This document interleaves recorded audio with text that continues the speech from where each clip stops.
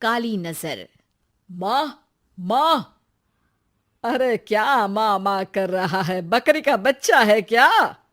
अरे माँ, मजाक छोड़ो। मुझे फाइनली वो मेन चौराहे वाली दुकान मिल गई है। अब देखना, आपका बेटा दुगनी स्पीड से पैसा कमाएगा। उफ, ये क्या? मेरी ऑनलाइन मेकअप क्लास चल रही है। इतनी जोर से क्यों बोल रहे हो आप दोनों?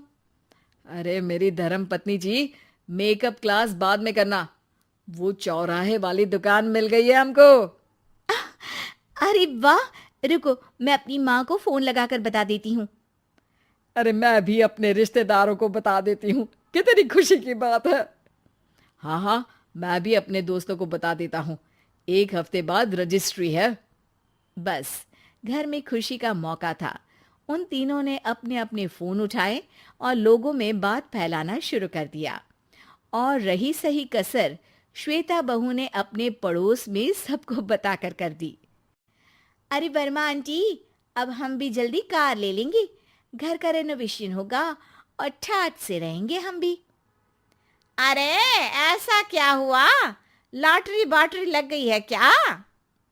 अरे, इस बार चौराहे वाली मॉल में हमको भी दुकान मिल गई है। दुकान नंबर 21, जो एकदम चौराहे पर है। अब ग्राहक बढ़ेंगे तो आमदनी भी बढ़ेगी ही ना। अरे वाह, कितनी खुशी की बात है। मैं बहुत खुश हूँ तुम्हें इतना खुश देख के। बाकी एक बात कहूँ, सबको मत बताते फिरना। किसी की नजर लग जाएगी तो खुशी की खबर वापस लौट जाएगी। हैं? ऐसे थोड़ी ना होता है। अब डरा रही हो। अरे सही कह रही हूँ।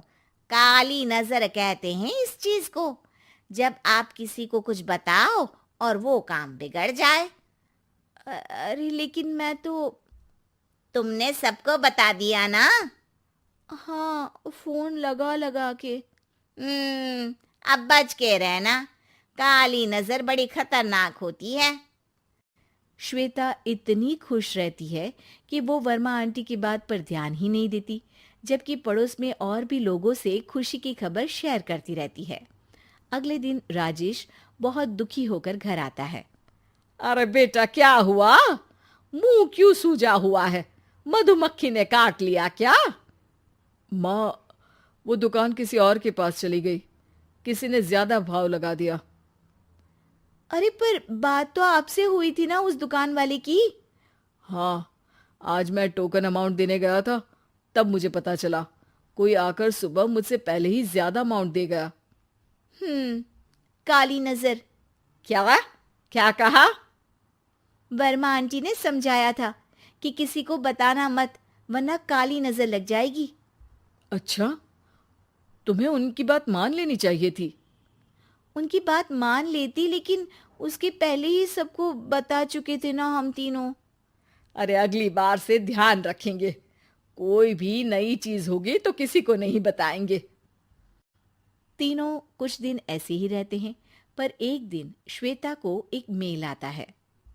राजेश, मेरा ऑनलाइन मेकअप कोर्स कंप्लीट हो गया। अब मैं खुद का पार्लर खोल सकती हूँ। अरे वाह, अपने मोहल्ले में ही खोलते हैं। ये जो घर के सामने दुकान है ना, वहीं। हाँ, यहाँ सस्ती भी मिल जाएगी। अगले दिन श्वेता वर्मा आंटी के पास जाती है, मिठाई का डब्बा लेकर। अरे आओ आओ, कैसे आना हुआ? जोर से नहीं बोलूंगी। वो सामने वाली दुकान है ना, वहां मैं अपनी पार्लर की दुकान खोलने वाली हूँ। उसकी मिठाई है। अरे वाह, बहुत बधाई हो तुमको। हाँ, मैं कमाने लगूंगी तो राजेश पर पूरे घर का बोझ नहीं रहेगा ना आंटी जी। ये तो है। पर ये बता कि तूने ये बात किसी और को तो नहीं बताई ना?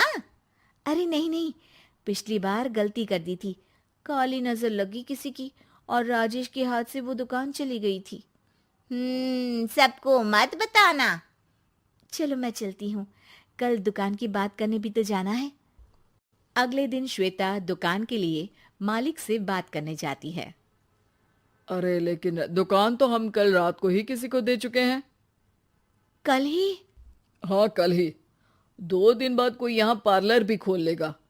अब कहीं और दुकान देख लीजिए।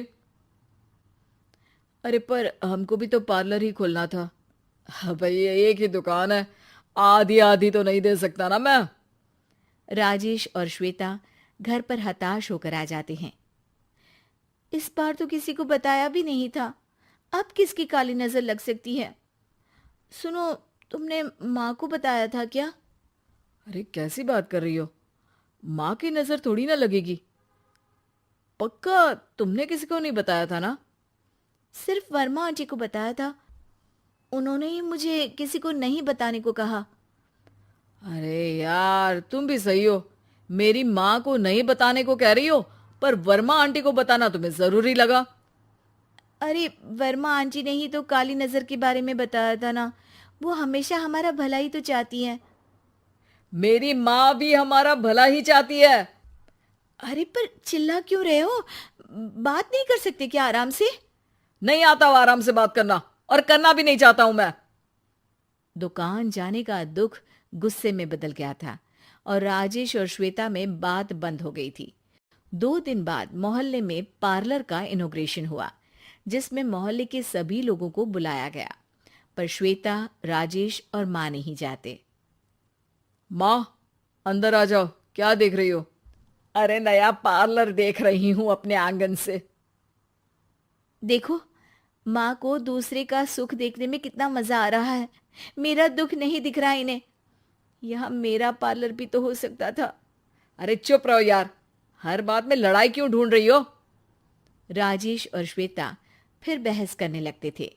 तभी माँ ने दोनों को बाहर बुलाया।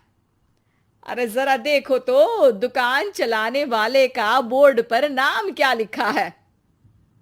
श्रुति वर्मा। गाड़ी निकाल बेटा, हमें कहीं जाना है। काली नजर का इलाज कराने? राजेश अपनी बाइक निकालता है। तीनों ट्रिपलिंग कर रहे हैं।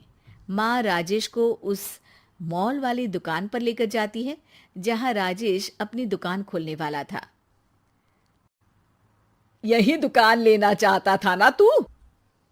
हाँ, पर इनको भी दुखी करने लेकर आई हो क्या यहाँ पर दुकान दिखाकर? वह काफी नहीं था? अरे श्वेता, थोड़ा सब्र रख, अभी पता चलेगा कि हम यहाँ क्यों आए हैं। बता, इस दुकान चलाने वाले का नाम क्या है? अनुपम वर्मा। कुछ समझ में आया? वो दुकान वाली श्रुति वर्मा, ये दुकान वाला अनुपम वर्मा, और हमारे पड़ोस में हमने उस दुकानों के बारे में बताया किसको था? वर्मा आंटी को। मतलब वर्मा आंटी ही हमारा काम बिगाड़ रही है? नहीं नहीं, ऐसा नहीं हो सकता, ये बस इत्तेफाक है।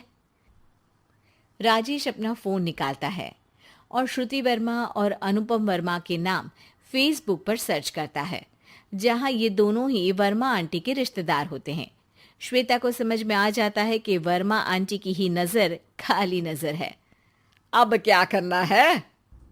कोई भी खुशी की खबर हो तो काली नजर से बचना है, यानी वर्मा आंटी से बचना है। अरे पर मुझे ये समझ में नहीं आया कि वो हमारे साथ ऐसा क्यों करेंगी। अरे बेटा, एक सीख है, दूर के आदमी को आपकी तरक्की से कम परेशानी होगी, पड़ोसी को ज्यादा। दोनों माँ की बात में हामी भरते हैं और अगला काम चुपचाप करने की कसम खाते हैं, ताकि आगे से वर्मा आंटी कोई काम ना बिगाड़ सके।